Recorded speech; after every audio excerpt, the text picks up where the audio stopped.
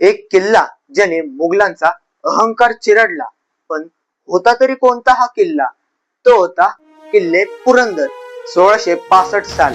मुघलांची समोर प्रचंड सेना आणि समोर फक्त तो एकच अडथळा, तो म्हणजे पुरंदर किल्ला. हा किल्ला फक्त दगड नव्हता, हा होता स्वराज्याचा श्वास. मुघल सरदार मिर्झा राजे जयसिंग, त्याचा क्रूर सेनापती तो म्हणजे दिलेर खान यांनी हा किल्ल्यावर हल्ला चढवला.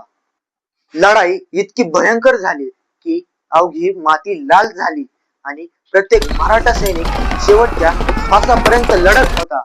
पण परिस्थिती बदलली आणि छत्रपती शिवाजी महाराजांना घ्यावा लागला एक कठीण निर्णय.